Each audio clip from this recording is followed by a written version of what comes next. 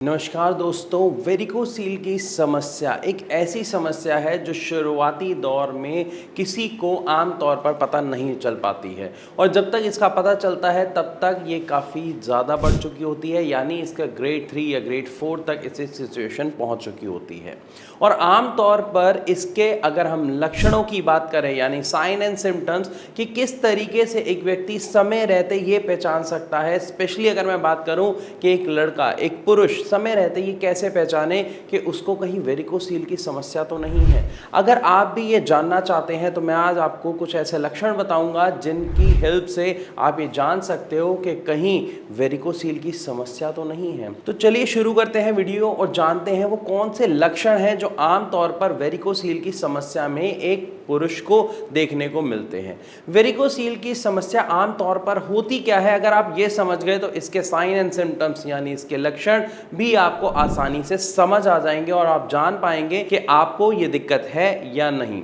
असल में वेरिकोसील की दिक्कत क्या होती है कि जो हमारी बॉडी में ब्लड फ्लो हो रहा है, स्पेशली अगर मैं बात करूं जब नीचे यानी टेस्टिकल से ब्लड ऊपर की तरफ आता है, वहां पर वेन्स के अंदर या आर्टरीज के अंदर जो वॉल्व लगे होते हैं, जब वो वॉल्व अपना काम करना बंद कर देते हैं तो ब्लड फ्लो प्रॉपर नहीं हो पाता है, ब्लड नीचे की तरफ इकट्ठा होना शुरू हो जाता है। जब आप खुद सोचिए कि ब्लड नीचे की तरफ इकट्ठा होना शुरू होगा तो पहला साइन एंड सिम्टम हमें क्या देखने को मिलेगा कि जो वेन्स हैं यानी जो नसें हैं, जब आप अपने टेस्टिकल्स को टच करोगे, फील करोगे तो आपको अपनी नसें फूली हुई यानी सूजी हुई महसूस होंगी या मोटी मोटी महसूस होंगी, या आप ऐसा मान सकते हैं कि कुछ नॉट यानी गांठ सा आपको महसूस होगा। अगर आपको अपने टेस्टिकल्स को टच करने में, फील करने में ऐसा महसूस हो रहा है तो ये पहला साइन एंड सिम्टम होता है वेरिकोसील की समस्या का। इसी के साथ साथ अगर हम और इसके साइन एंड सिम्टम्स को समझने की बात करें तो आम तौर पर हम देखते हैं कि जो पुरुष के टेस्टिकल्स होते हैं यानी जो अंडकोश होते हैं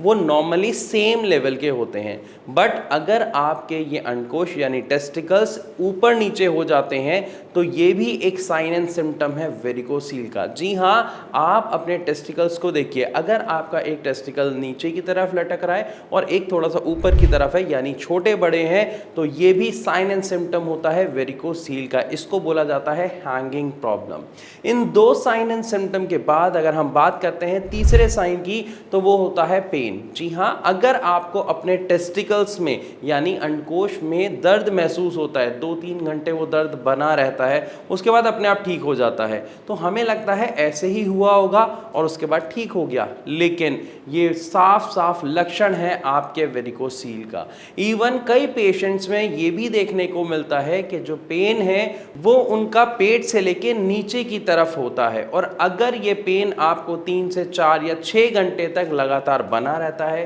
कई दिनों तक बना रहता है, तो ये भी एक लक्षण होता है वेरिकोसील की समस्या का। सो आम तौर पर हमें ये लक्षण देखने को मिलते हैं, और अगर आपको ऐसा लग रहा है, आपको ये लक्षण देखने को मिल रहे हैं, तो आपको एक छोटा सा काम करना है, आपको अपना एक अल्ट्रासाउंड कराना है। जब आप अल्ट्रासाउंड कराते हैं तो आपको कंफर्म हो जाता है कि आपको वेरिकोसील की समस्या है या नहीं, क्योंकि हमारे बहुत सारे पेशेंट जिनको ये समस्या है, जब उन्हें पता लगा तो वो पैनिक हो जाते हैं, वो डिप्रेशन में चले जाते हैं। यहाँ पर खास तौर पर आपको ध्यान रखना है कि जब आप डॉक्टर के पास जाएंगे तो डॉक्टर आपको एक चीज़ एडवाइस करेगा, दैट इज सर्जरी। लेकिन मैं आपको बताना चाहूँगा, भारत होम्योपैथी के बहुत सारे ऐसे पेशेंट्स हैं जिनको बिना किसी सर्जरी के, बिना किसी ऑपरेशन के, बिना किसी चीरफाड़ के अपनी समस्या में 100% रिलीफ मिला है। जी हाँ, ये मैं नहीं कह रहा, आप मेरे चैनल पर विजिट करें, वीडियोस देखें, मैंने वहाँ पर हमारे पेशेंट की आफ्टर और बिफोर दोनों की रिपोर्ट यानी बिल्कुल सबूत सामने आपके रखे हैं। जब आप खुद देखेंगे आप जान पाएंगे।